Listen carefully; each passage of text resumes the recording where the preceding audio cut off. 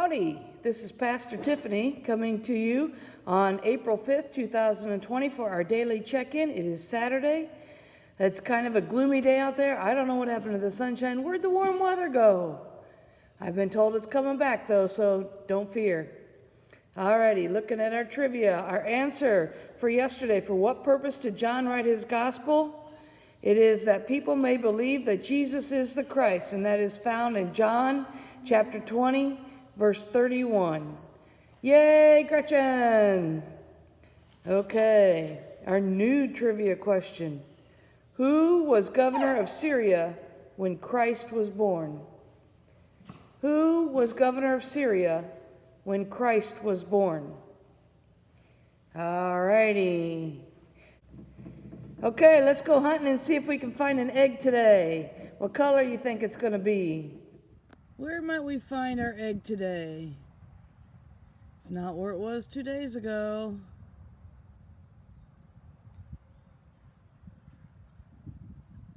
Not where it was yesterday.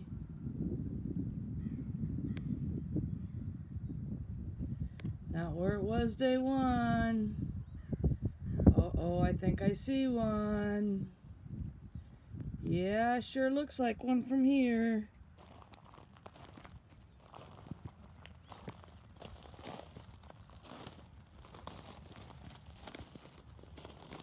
There it is.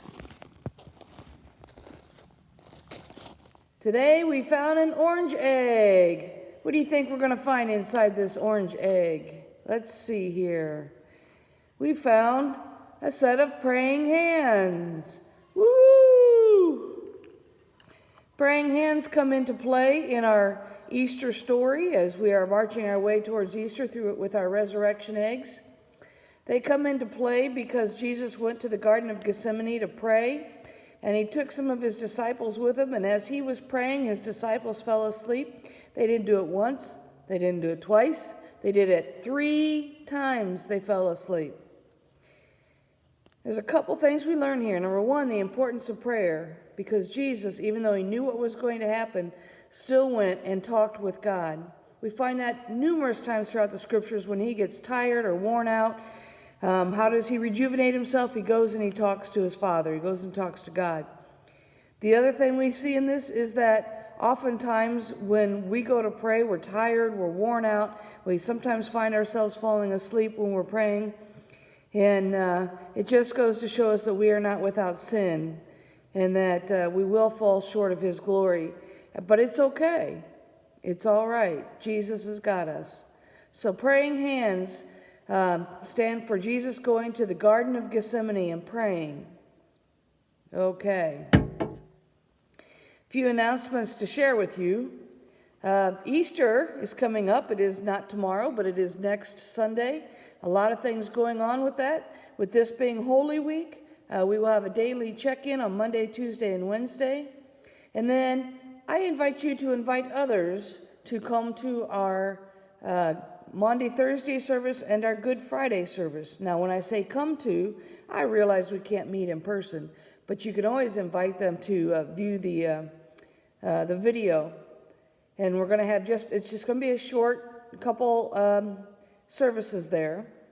So I invite you to invite people to that. The one I really want you to invite people to is next Sunday, Easter Sunday. Let's see how many people we can get to join us for our Easter Sunday service, because Easter is it. It is the pinnacle. It is what our relationship with God is all about. I mean, Jesus came and he died and he took our sins, and it is so incredibly life-changing because he gives us life through the cross.